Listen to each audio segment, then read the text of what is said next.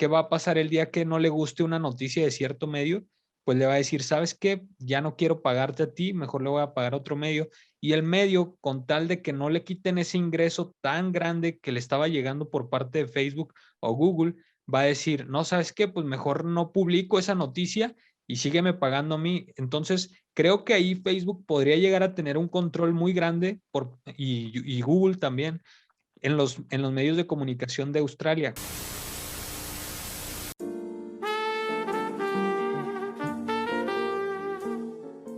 Esta es la tercera llamada. Te voy a pedir que te relajes y que te tomes un café. Porque ya empieza Nota 7 de 7. con Priscila Saldaña. Y Arturo Núñez. Que lo disfrutes.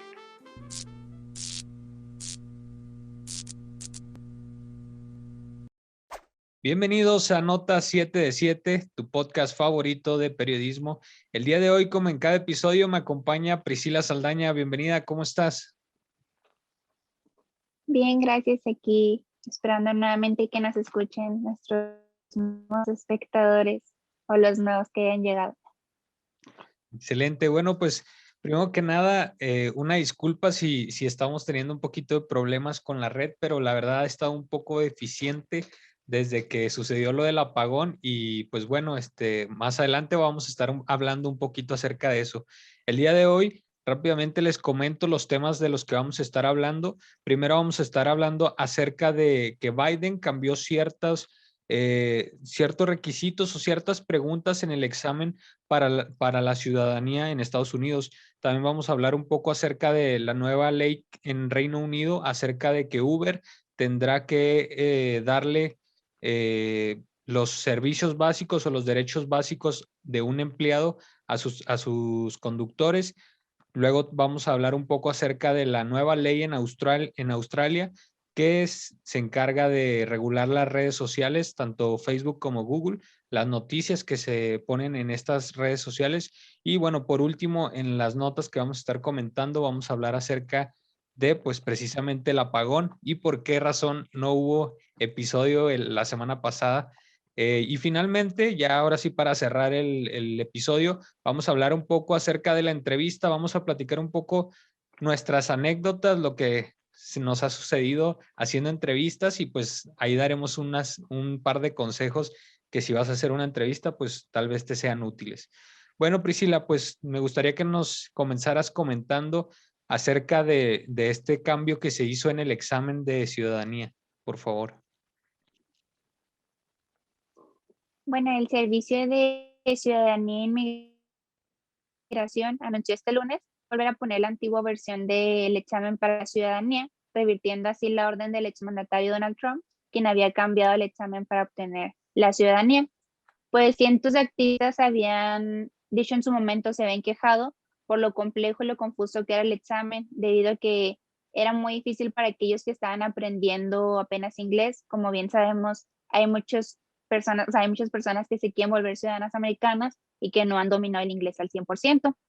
Además de que también se quejaban de que las preguntas sobre geografía y preguntas más fáciles se habían eliminado en la versión de Trump, siendo que la antigua versión pues contenía respuestas que eran pues más sencillas, incluso de una sola palabra, por lo cual era más fácil obtener la ciudadanía. Además de que en el examen de Trump vienen algunas cuestiones, el sistema electoral, la guerra con Vietnam, y lo que se considera como correcto de la respuesta es, o sea, cierta frase, no ser otra frase con diferentes palabras así, sino que está pues muy estricta, ¿no? Y otras de las diferencias que tienen estos dos exámenes es que la versión de Donald Trump tienes que contestar 12 de 20 preguntas de las 128 preguntas que puede haber.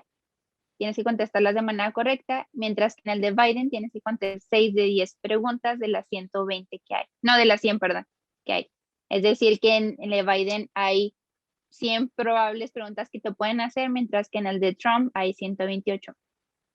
Que en realidad, bueno, ahí yo utilicé a lo mejor un término mal, no se está cambiando, ¿no? O sea, no es como que se esté cambiando, en realidad el que se está aplicando era el que ya existía desde 2008 y más bien fue Trump el que cambió este examen y ya ahorita pues Biden lo está regresando, ¿no?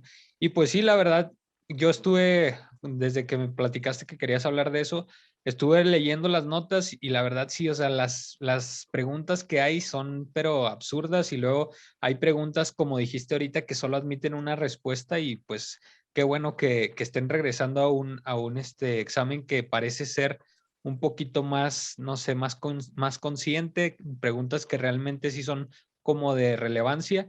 Y bueno, algo que yo quería señalar aquí también es que pues estamos viendo nuevamente cómo Trump tanto y Biden son cosas totalmente distintas, ¿no? O sea, desde que entró Biden al poder, hemos visto una serie de cambios, pero total, veíamos que Trump se interesaba un poquito más, como que era un tipo al que solo le importaba la economía, cómo lucía el mercado, y nada más eso le importaba, rechazaba que el coronavirus existía, así, decía que el cambio climático era falso, y con Biden vemos todo lo contrario, ¿no? Desde que entró dijo, vamos a atacar el coronavirus con la ciencia, que es como se debería de atacar. Vamos a, por ejemplo, también algo muy importante que hizo fue los ductos de petróleo que venían de Canadá hacia las refinadoras de Estados Unidos, las eliminó eso porque causaba un gran problema para el ambiente, porque había riesgo de derrame. Entonces, estamos viendo políticas totalmente distintas en donde Biden como que se trata de enfocar un poco más en el medio ambiente, en las personas, tanto que viven dentro del país como las personas migrantes que vienen de fuera. Y bueno, con Trump veíamos totalmente lo contrario, se enfocaba 100% en los mercados, en cómo lucía la economía y nada más. Bueno, y aparte que pues se nota una, como dices, la diferencia entre los gobiernos y de cómo Trump pues tenía este comportamiento hacia los inmigrantes, ¿no? Hacia personas o sea, exteriores a Estados Unidos por el hecho de dificultad hasta el cuestionario para poder darles la ciudadanía. Se me hace incluso cuántas personas no habrán sido rechazadas en este examen por lo complicado que eran las preguntas o por lo absurdo que pueden llegar a ser. Aparte que las preguntas contienen pues ciertas inclinaciones políticas, o sea, fuera de que sea una pregunta para saber sobre la historia de Estados Unidos, que supone que si vas a volverte ciudadano americano deberías tener un conocimiento total de la historia de Estados Unidos, más bien se ven medio inclinadas, o no medio, sino que se ven inclinadas hacia la ideología política de Donald Trump.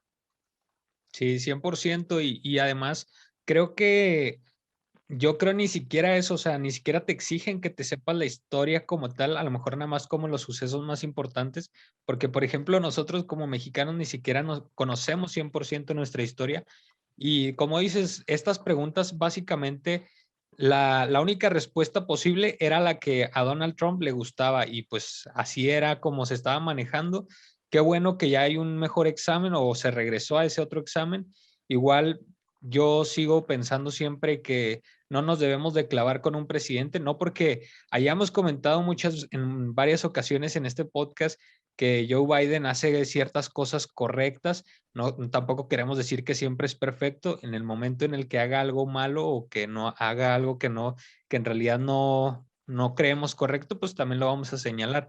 Pero en esta ocasión creo que regresar al examen que ya existía es una de las mejores ideas que ha tenido, entre otras que ya ha ponido en práctica.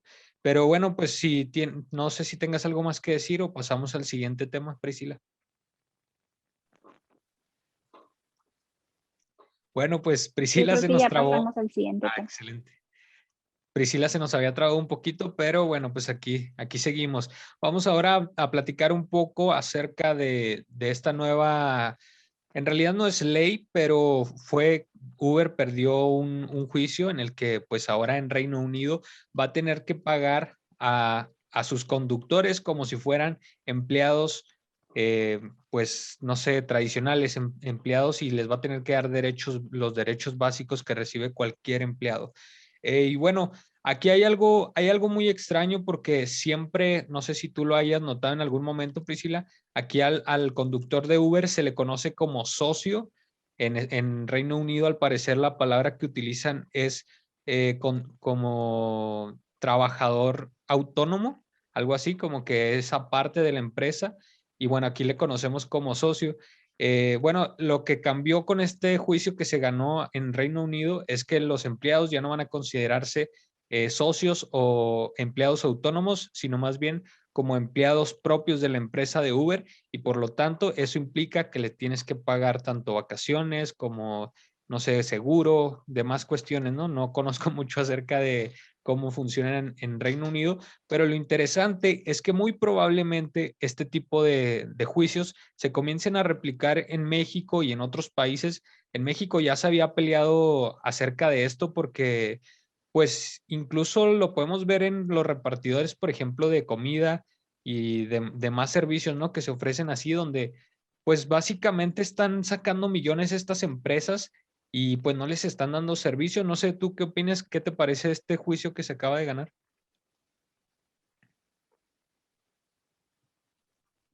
Pues me parece una muy buena iniciativa. Hace unos meses vi ahí en Facebook sobre una conocida que perdió pues a su prometido, un repartidor de Uber Eats, y pues fue muy difícil reunir todo el dinero para los gastos funerarios. Y pienso que esto no debería haber pasado porque supone que como justamente él estaba laborando, iba en camino a dejar una entrega, creo que la empresa tuvo que haber sido responsable de esos gastos y pues de haber remunerado de cierta forma a la familia, ¿no? Así como en otras, por ejemplo, en una maquila que usualmente se deja, no recuerdo cómo se llama esa cantidad de dinero de cuando fallecen y las personas, los familiares lo reciben por todo el tiempo que esa persona trabajó. Pero sí, creo que es buena iniciativa y qué bueno que se haya implementado. Ojalá y que así sean todos los demás países, que no simplemente se les considere como socios o trabajadores autónomos, sino como verdaderos trabajadores de la empresa. Sí, 100%, porque como el caso que platicaste tú, hay pero cientos de casos y sobre todo ahora en la cuarentena, digo, este juicio que se ganó fue exclusivamente para Uber, el servicio de que tú pides un automóvil y te transporta, pero seguramente va a pasar en el Uber Eats, en Rappi, en todos estos servicios que se ofrecen, porque todos son considerados como trabajadores autónomos o como independientes, como socios, etcétera, etcétera. Y la razón es esa, ¿no? Para no darles servicios y pues ganar un poco más de dinero. Y como te digo, hace tiempo yo también llegué a ver en Facebook una publicación en AJ Plus, creo era el medio donde lo leí, de un trabajador también que iba en su bicicleta en la Ciudad de México y de la nada pues lo choca un carro, ¿no? Y el hombre perdió 3 dientes y llamó a la empresa y les dijo que pues estaba lastimado y le dijeron nada más, ¿puedes entregar el pedido? Y les contestó que no podía y pues le cancelaron el pedido. Tuvo que pagar 200 pesos por no haber entregado el pedido a tiempo y además se quedó lesionado y pues la empresa no se hizo responsable porque no tiene la obligación ya que es nada más un socio. Entonces, te digo, pues esto se ha estado luchando en México ya de que pues les den servicios.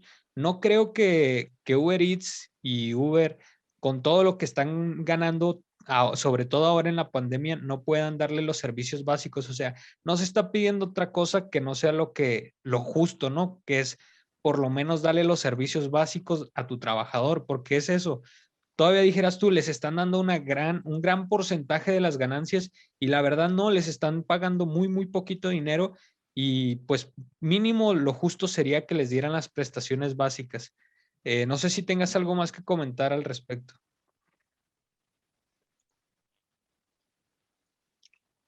Pues simplemente que me parece por parte de la empresa una barbaridad y un cinismo el hecho de haberle cobrado todavía el pedido y todavía, pues supongo que haberse molestado porque ellos tuvieron que haber enviado un nuevo pedido, ¿no?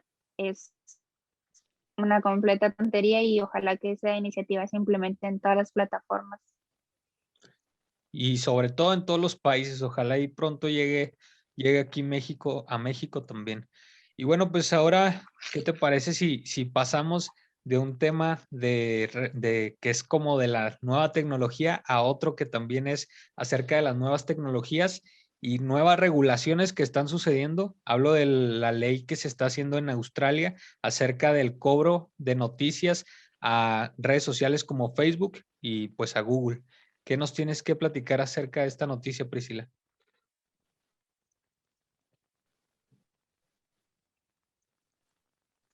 Bueno, el Parlamento de Australia aprobó una ley y Facebook le paguen a los medios de comunicación por sus contenidos periodísticos. Esto quiere decir que debe haber una charla entre las plataformas y los medios de comunicación para llegar a una comunicación justa. Esta ley va a garantizar que los medios de comunicación sigan publicando como lo hacen actualmente y así contribuye a que el periodismo de interés público siga en Australia. Además de que esta ley de pagos por contenidos periodísticos se hizo a raíz de poder balancear el equilibrio entre los ingresos publicitarios y los ingresos de estas plataformas. De hecho, me parece fabulosa esta idea porque creo que los medios de comunicación van a poder no simplemente publicar sus notas para difundir, sino recibir una remuneración por haberlos.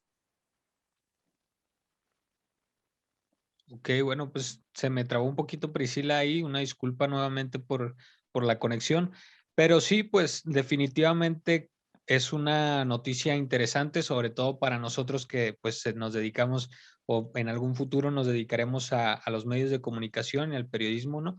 Entonces, considero que sí, pues es una noticia interesante y benéfica para todos, pero también como cualquier noticia creo que tiene sus pros y sus contras. Y bueno, primero que nada me gustaría comentar que pues esto ha sido todo un tema a lo largo de estas semanas, porque bueno, no sé si tú te enteraste, me imagino que sí, Priscila. De hecho, yo quería dar esta noticia de que en Facebook, por ejemplo, pues le dicen que va a tener que pagar por las noticias que ponga en su plataforma, ¿no? Entonces Facebook dice, ah, pues yo no quiero pagar, ¿sabes qué? Bloqueo todas las noticias que salen en mi plataforma y no tengo que pagarte absolutamente nada, ¿no?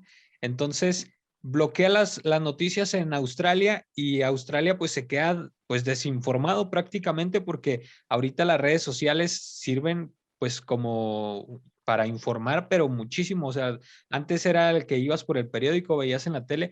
Hoy ya casi todos nos informamos a través de las redes sociales. Entonces, el bloqueo de Facebook de las noticias en Australia resultó, pero, mm, o sea, impactó bastante, la verdad. Y más ahorita que la información está fluyendo mucho ahora con esto del COVID-19. Entonces sí afectó bastante, pero al parecer lo que he leído, lo que leí en la mañana es que Facebook ya está haciendo acuerdos con ciertos medios, los medios más importantes, para poder pagarles algo, ¿no? Y pues que siga habiendo noticias en su plataforma. Lo que decía que me preocupa un poco el hecho de que existan estas regulaciones o que Facebook tenga que pagar. Bueno, de entrada hay que señalar que pues estos medios de comunicación, bueno, más bien estas redes sociales, pues antes no existían y era algo, pues no existían y ahorita que ya existen y sabemos cómo están posicionados, pues también tenemos que empezar a hacer leyes que la regulen porque pues no había nada, ¿no? Porque son nuevas prácticamente. Y pues lo acabamos de ver ahorita con Uber, que pues no existía, no había regulaciones y pues ya se van a empezar a hacer. Creo que estas regulaciones son muy distintas a las que se propusieron en México, que platicamos en episodios pasados. Creo que son muy distintas y bueno, considero un poco buenas, pero también un poco negativas en el sentido de que me preocupa un poco el hecho de que cuánto dinero les va a dar Facebook a estos medios, qué tanto porcentaje va a representar en sus ingresos, porque por ejemplo, si llega a ser muy, muy alto, no sé, hablando de un 50%, Facebook, ¿qué va a pasar el día que no le guste una noticia de cierto medio? Pues le va a decir, ¿sabes qué? Ya no quiero pagarte a ti, mejor le voy a pagar a otro medio. Y el medio, con tal de que no le quiten ese ingreso tan grande que le estaba llegando por parte de Facebook o Google, va a decir, no, ¿sabes qué? Pues mejor no publico esa noticia y sígueme pagando a mí. Entonces, creo que ahí Facebook podría llegar a tener un control muy grande y Google también en los medios de comunicación de Australia. Claro, y también pensando en que llegue a México esta nueva ley, ¿no? Porque se está platicando, por ejemplo, en Canadá, creo también leí que se estaba comentando, tal vez pueda entrar en vigor también allá. Entonces, me preocupa un poco, creo que si se empieza a regular y que los medios, y Facebook y Google tengan que pagarle a los medios, considero que no debería ser una cifra tan alta y que no represente tanto en los ingresos, porque podría llegar a tener un control muy importante Facebook y Google en los medios de comunicación. Imagínate, si ya tienen el control de los algoritmos para decidir qué noticias van a ser las que más se ven, ahora imagínate que tengan el poder de decidir qué noticias se van a escribir. Me preocuparía un poquito eso porque pues sería mucho control por parte de estas empresas. No sé tú qué opines. Yo creo que se deberían determinar en las cápsulas o en los acuerdos que se van a tratar entre las plataformas, entre los medios de comunicación, que no exista una manipulación o querer, por así decirlo, suprimir o omitir ciertas noticias, o sea, que Facebook y Google no tengan el control al 100% de estos medios de comunicación, que se supone que no deberían de, a pesar, se supone que se les va a pagar por el hecho de que estos medios de comunicación contribuyen a que usuarios entren a estas plataformas, ¿no? Porque si bien a lo mejor y no todos nos registramos en Facebook para recibir noticias en su momento, ahora sí con todos los cambios y pues como dijiste tú, las redes sociales para poder mantenerse informado, ¿no? Entonces creo que sí debería, así como tú comentas sobre la preocupación de qué control deberían de tener estas plataformas, o sea, el control que podrían llegar a tener estas plataformas en los medios de comunicación por el pago que se les dé, pues sí creo que será bien importante hasta qué punto pueden influir estas plataformas en la información que ellos publiquen. Sí, claro, y bueno, nuevamente una disculpa, de verdad, lamentamos mucho que la señal esté fallando tanto, pero al parecer desde el apagón no se ha podido restablecer una buena conexión. Bueno, pero pues sigamos. Y sí, retomando esto que comentabas ahorita, Priscila, también algo que me parece un poco preocupante, podría decirlo, es que sobre todo, no entendí muy bien esta parte de esta ley, si comentaban, por ejemplo, Facebook se supone le va a pagar a ciertos medios que son los más grandes, pero si no me está pagando, o sea, si mi medio que es pequeño y al cual no le está pagando Facebook, debería desaparecer ese medio, o sea, ya no van a dejarme poner noticias si no soy uno de los medios a los que Facebook le está pagando, o yo puedo decidir si pongo mis noticias y que Facebook no me pague nada, porque eso me preocuparía un poco en el sentido de que a los medios pequeños podrías llegar a eliminarlos del mapa porque, pues de entrada, como dije ahorita, supongo que Facebook le va a dar prioridad y va a posicionar mejor las noticias por las que ellos están pagando. De entrada de ahí ya estás en una desventaja si eres un medio de los cuales no están afiliados a Facebook. Ahora, ¿qué va a pasar si Facebook no te está pagando? No vas a ser considerado medio de comunicación y te van a eliminar, van a quitar tus cuentas. ¿Qué va a pasar ahí? Entonces, creo que hay muchas cosas que deben de considerar los países y sobre todo en México, porque me da un poco de miedo el hecho de que volvamos a lo que era antes, ¿no? De que nada más Televisa y ciertos medios, Televisa, TV Azteca, ciertos medios eran los que tenían la información y ya no había más. Lo que decían ellos era prácticamente la verdad porque la ciudadanía no podía informarse en otro lado que no fuera eso. Entonces me preocupa que en redes sociales llegue a pasar algo similar, donde ya nada más los medios más grandes sean los que informen siempre y ya no haya nada más. Entonces, pues hay que revisar muy bien esas leyes y que no vaya a suceder nada contradictorio cuando parece ser una ley muy buena que va a apoyar a los medios de comunicación. No sé si tengas algo más que comentar, Priscila. No, pues creo que ya lo dijiste todo. Bien, excelente. Bueno, vamos a hacer un pequeño corte y regresamos. No se vayan.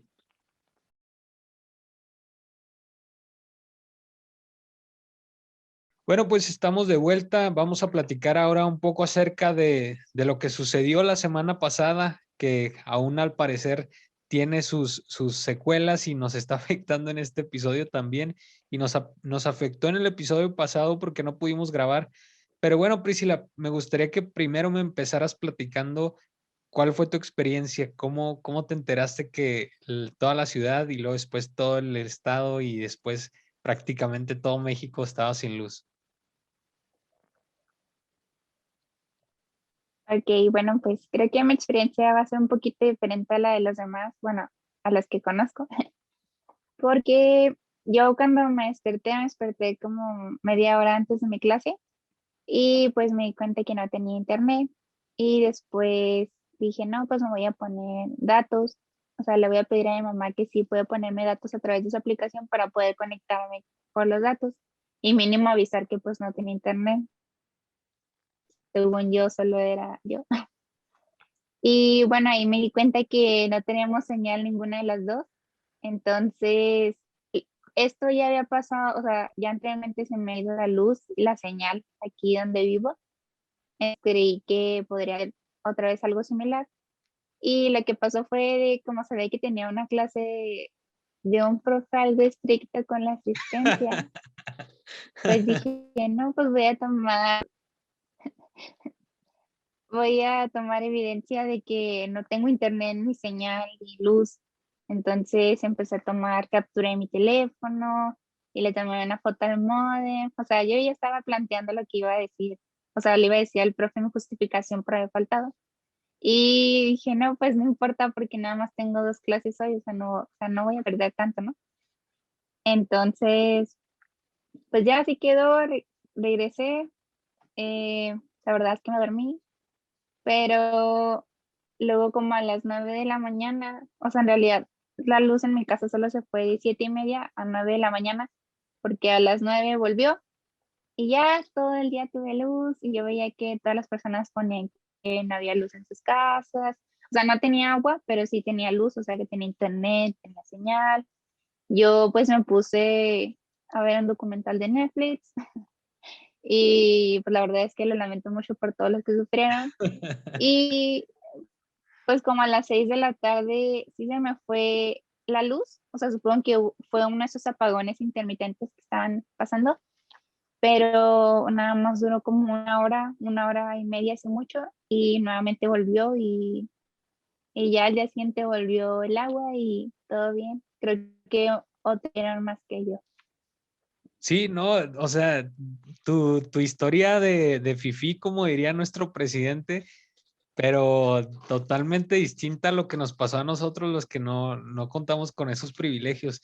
Fíjate, yo me enteré como a las 7 más o menos de la mañana, no, un poquito antes, porque yo también me levanté un poquillo antes de la hora en que empieza mi clase y no, creo que sí me levanté a las 7, me levanté a las 7, pero estaba como que todavía apenas iba a agarrar mi celular, es de esas que te despiertas, pero todavía no te levantas y agarras el celular.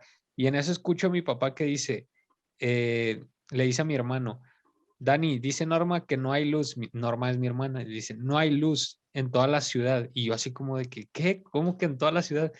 Inmediatamente no tenía ganas de levantarme porque como dices, era una clase como que no llama mucho la atención y cuando escuché que no había luz en toda la ciudad, pero pegué el brinco rápidamente, intenté prender un foco y pues no había efectivamente luz.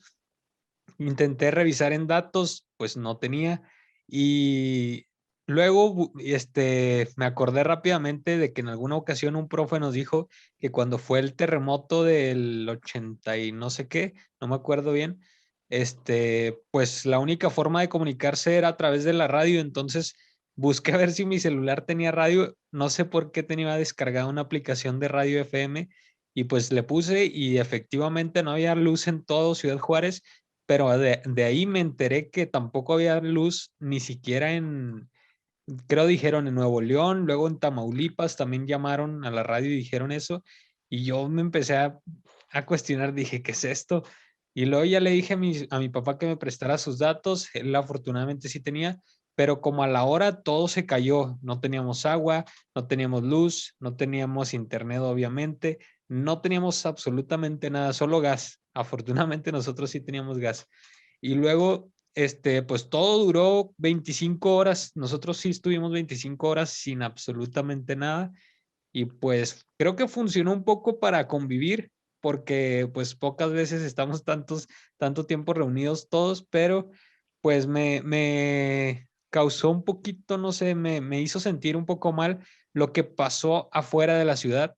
Como sabes tú, Priscila, no sé si la gente que nos está viendo sepa, pero hubo personas que empezaron a comprar agua por, no sé, por miedo, otras porque la querían revender en redes sociales. Se estuvo revendiendo el agua, pero carísima.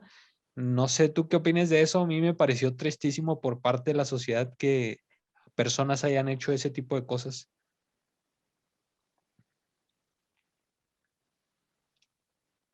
Pues obviamente me parece mal, creo que aprovecharse de la situación en vez de tener una solidaridad con todas las personas está muy mal. Obviamente hacer eso en este tipo de condiciones simplemente no contribuye a la sociedad, o sea, para que todos podamos superar eso, sino que lo que hace es de que pues abusar de las personas, porque a lo mejor no todas las personas tenían la disposición o el dinero para poder pagar por esta agua.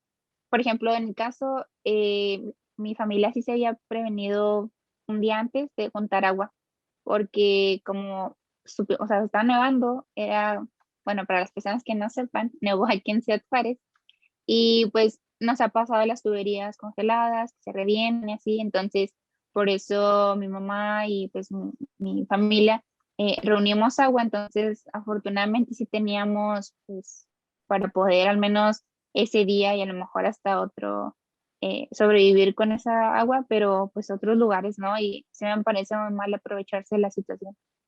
Sí, no, es tristísimo y lo comentamos cuando fue lo del caso de las vacunas que todos decían, no, pues vamos a comprar en tal estado o ¿por qué no compran más? Y pues es precisamente eso, o sea, cuando hay un problema de muchas personas, no puedes ser egoísta porque eso no te va a llevar a nada, solo vas a provocar que muchas personas se mueran y muy probablemente le estés afectando a gente que conoces y ni siquiera te habías dado cuenta al momento de hacer ese tipo de acciones. Lo comentamos con los tanques de oxígeno del gas, con las vacunas, lo vamos a ver con el agua. Al inicio de la pandemia lo vimos con el papel de baño. Entonces sí es tristísimo que hagan eso. Por favor, si estás escuchando este podcast, te pedimos que no lo hagas en ninguna de las situaciones, solo toma lo que necesitas y ya es la mejor manera de que todos salgamos adelante. En algún momento se va a restablecer porque incluso hacer este tipo de movimientos, comprar para revender puede ser peligroso y puedes perder tu dinero por andar haciendo eso. Porque ¿qué pasa si de la nada regresa el agua y todo y pues ya te quedaste ahí con un chorro de galones que a lo mejor no necesitabas y que no pensabas usar? Entonces, mejor no lo hagan, solo se meten en riesgos de que puedan perder su dinero y pues afectan muchísimo a las demás personas. Pero, sin embargo, algo, lo que yo creo es muy, muy importante, lo más importante de todo este caso, es la cuestión del cambio climático. Todo esto sucedió, como todos ya sabemos, porque en Texas, pues hubo una nevada, helada, se podría decir, estuvo, pero algo que no pasaba, creo, en 30 años, algo así, o más tiempo, no sé, varía dependiendo la fuente que utilices. Pero estuve viendo que hubo lugares en donde llegaron las temperaturas a menos 18 grados centígrados. Eso es muchísimo para Texas. Entonces, es una ciudad que definitivamente no está preparada para este tipo de temperaturas y por eso sucedió esto. Tuberías de gas, tuberías de agua y se fue todo porque, pues como sabemos, la luz funciona a base de gas natural, entonces se bloquearon hubo un desabasto de gas natural y pues se fue la luz y se fue la luz en todo Texas casi, casi y en todo México porque nosotros tenemos una gran dependencia de aquel país. Eh, no sé tú qué opines acerca de la dependencia, Priscila. ¿Consideras que es positivo o negativo para nuestro país, sobre todo tomando en cuenta lo que sucedió ahora?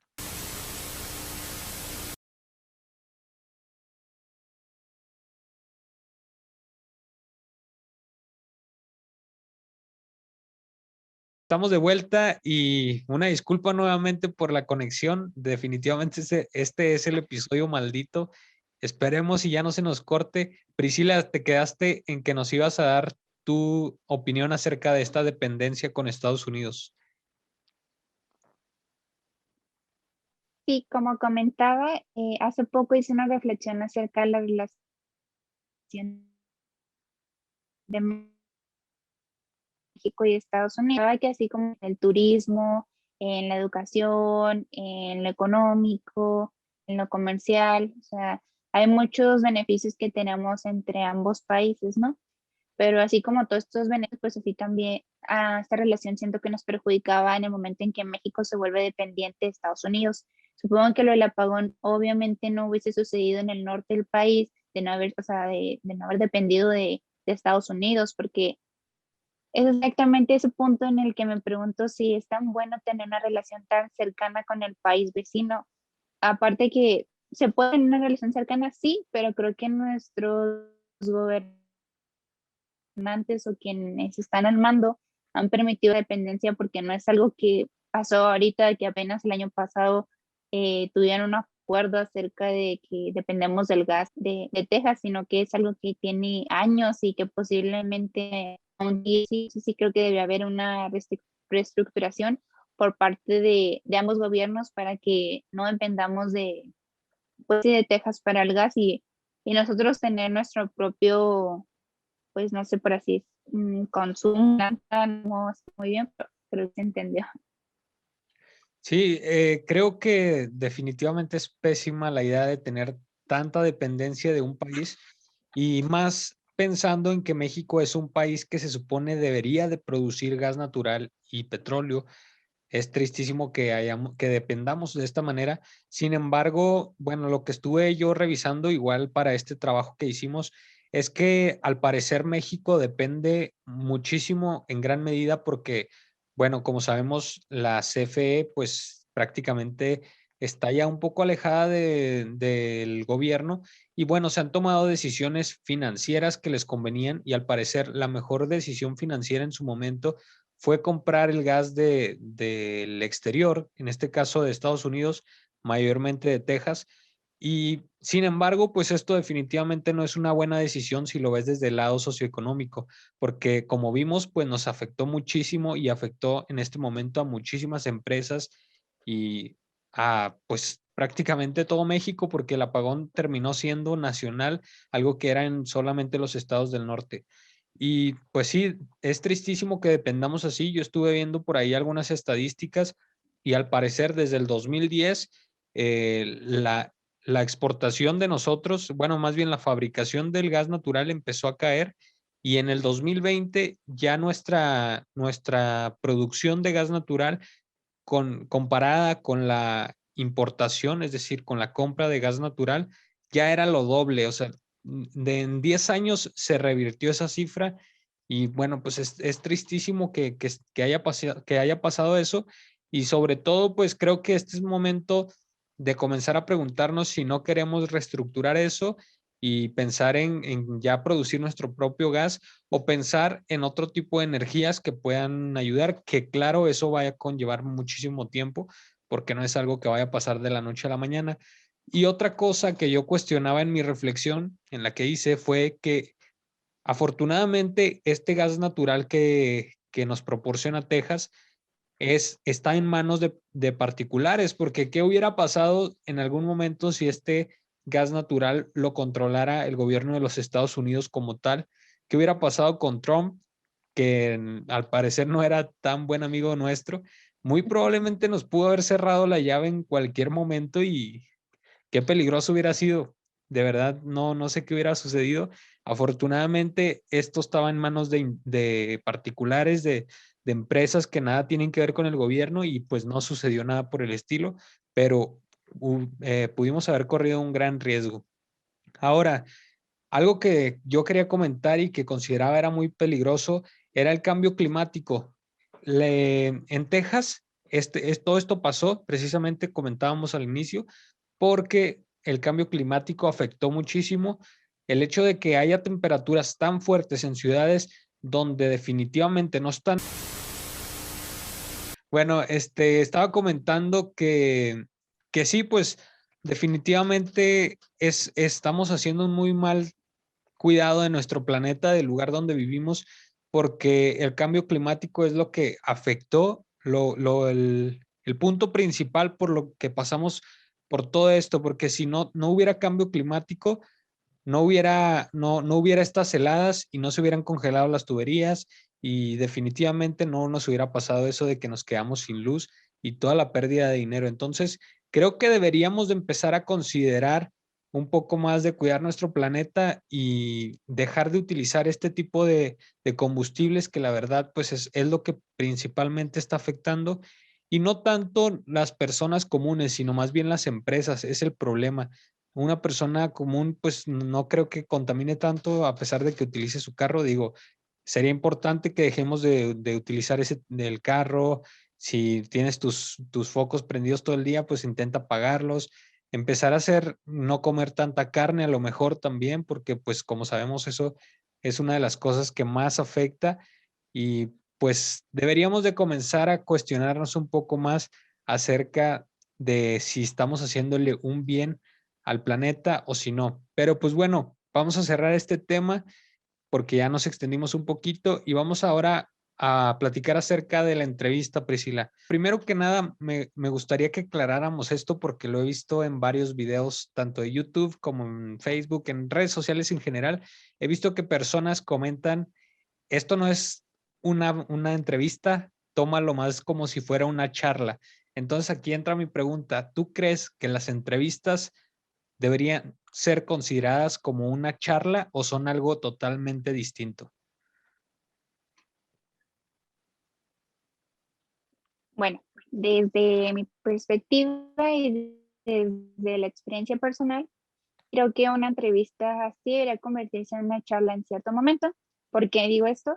Porque nada como empezar a tener una confianza con el entrevistado y que el entrevistado sienta pues sí, esa confianza con quien lo está entrevistando y así se esté dando una pregunta y respuesta más amena, ¿no? Esta persona va a contestar de una forma pues más larga, a lo mejor si su contestación era más corta por miedo, porque obviamente cuando entrevistas a una persona que nunca ha tenido una entrevista, o incluso si ya la ha tenido, pues usted tiende a dar respuestas, a sentirse cuido, pero sí creo que es importante que una entrevista se trate de dar como una charla amena en la que los dos se sientan cómodos y en que el entrevistado en el entrevistador, perdón, pueda tener la relación con el entrevistado de darle pues preguntas, a lo mejor hasta incluso puede improvisar en ese momento por las respuestas largas que le pueda estar dando la persona. Entonces sí lo considero que debería ser más como pues una charla.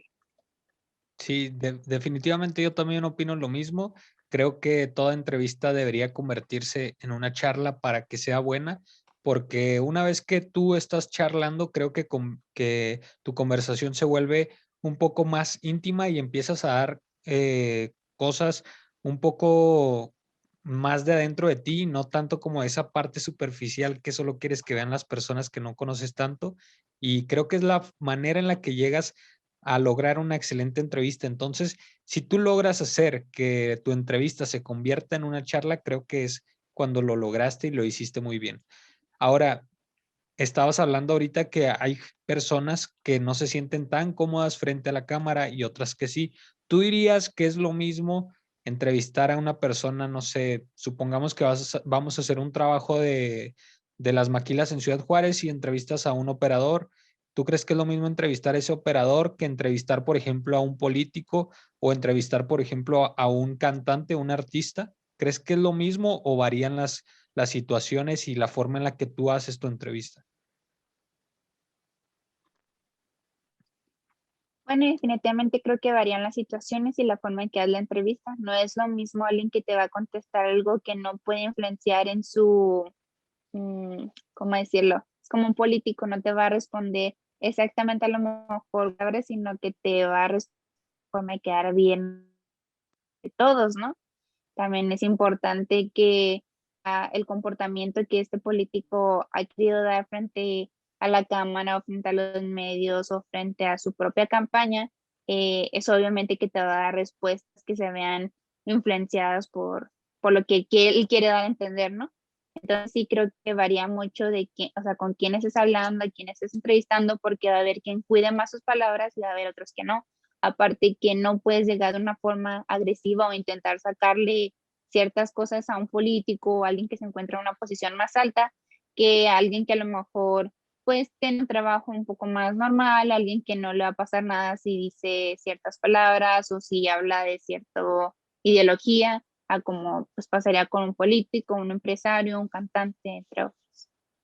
Sí, coincido mucho y mencionaste algo muy interesante, eso de no llegar a quererle hacer preguntas complicadas rápidamente porque pues nos lo han comentado en clases, ¿no? Si tú llegas de esa manera con un político o con cualquier persona, empiezas a hacerle preguntas fuertes o difíciles de contestar, pues probablemente te va a dejar la entrevista ahí, se va a ir y adiós entrevista y ya no vas a tener nada. Es mejor muchas veces guardarte ese tipo de preguntas para el final, primero empezar con unas más tranquilas y ya después meterle esas.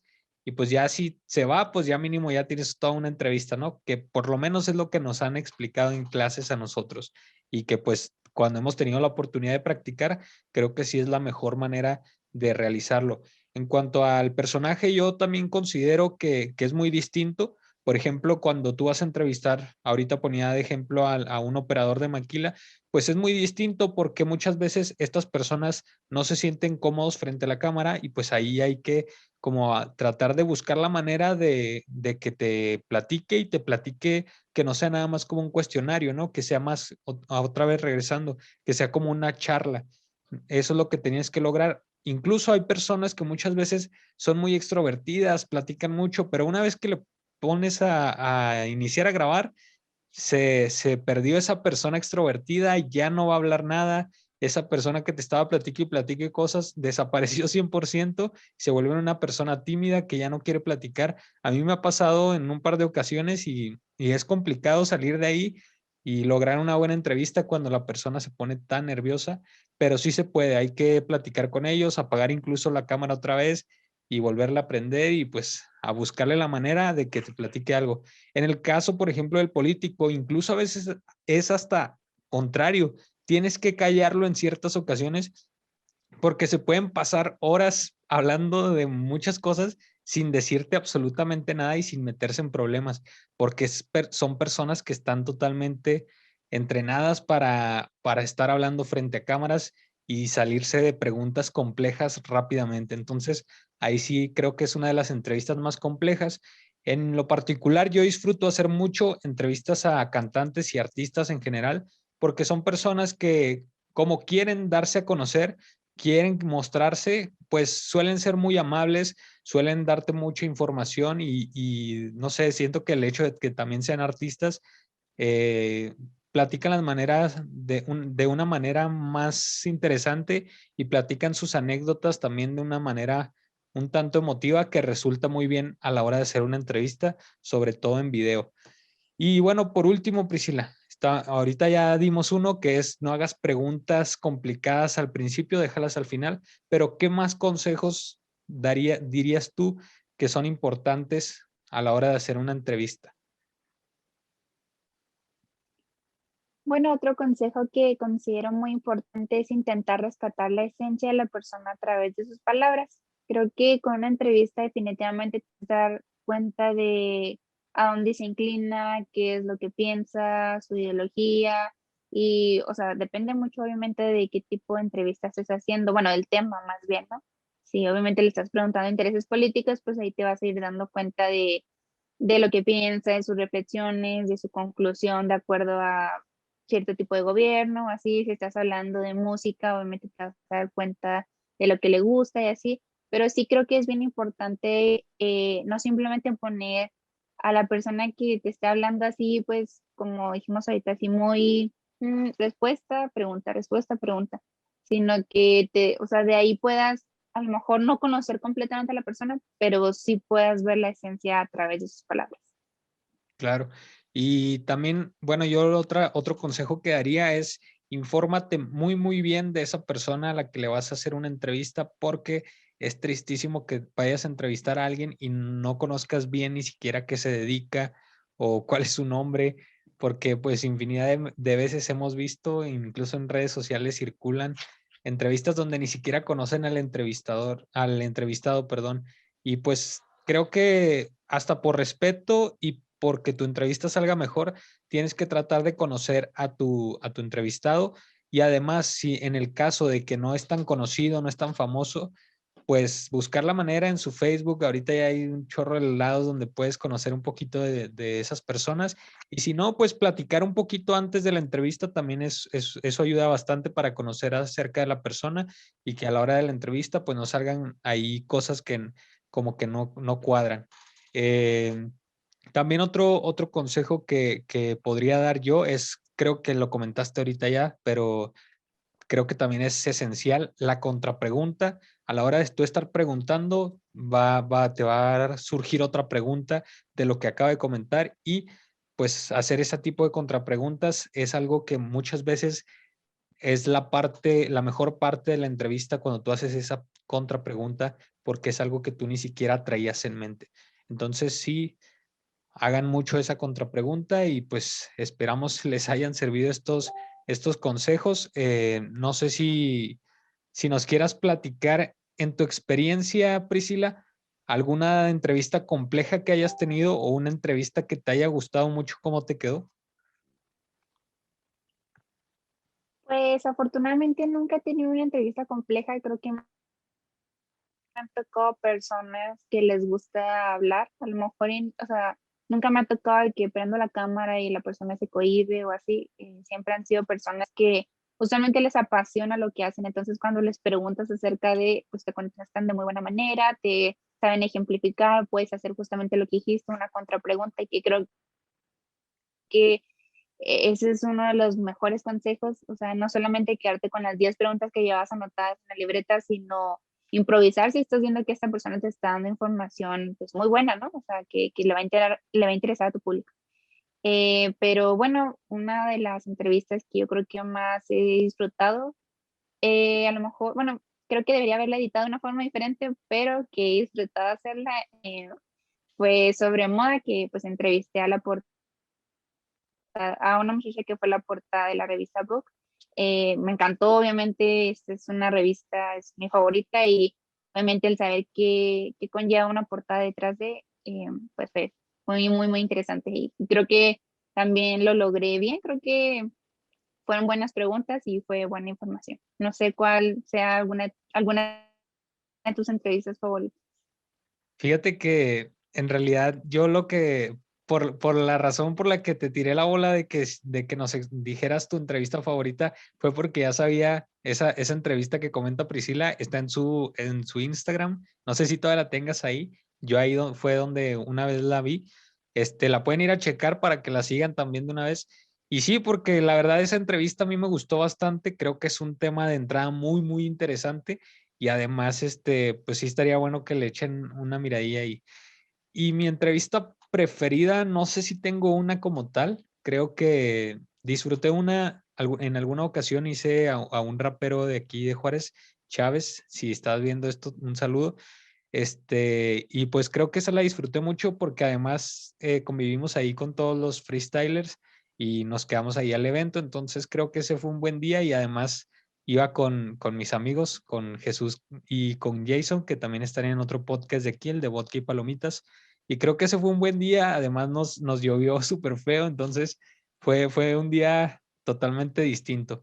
Y también por ahí una vez entrevistamos a una señora en un bazar que también fue muy agradable. La verdad no me gustaría dejar a alguien fuera, muchas entrevistas he tenido muy padres, pero sí también me ha tocado entrevistas donde el entrevistado se pone, no sé, muy nervioso y no quiere hablar frente a la cámara lo suficiente y la verdad eso complica bastante las cosas, pero pues bueno, yo nada más quería hablar un poco acerca de las entrevistas que hemos hecho para que checaran esa entrevista de Priscila, porque la verdad sí está muy interesante. La chava está, además, algo muy interesante fue que las fotografías las tomaron como estamos ahorita, ¿no? En videollamada, algo así me habías comentado. Sí, eso creo ¿qué ibas a decir? Pues simplemente iba a comentar que pues fue así con un teléfono, lo cual es bastante padre, ¿no? Es como ahora el coronavirus ha hecho que tengamos que adoptar nuevas medidas ante esta pandemia, ¿no? Y incluso creo que podría ser algo funcional después de la pandemia si simplemente pues los equipos de trabajo es muy complicado ir hacia esa parte, pues ya está ahí una opción. Sí, está muy padre, la verdad. Sí, no, definitivamente de aquí tienen que ir al Instagram de Priscila. aparte seguirla y ver de una vez esa entrevista.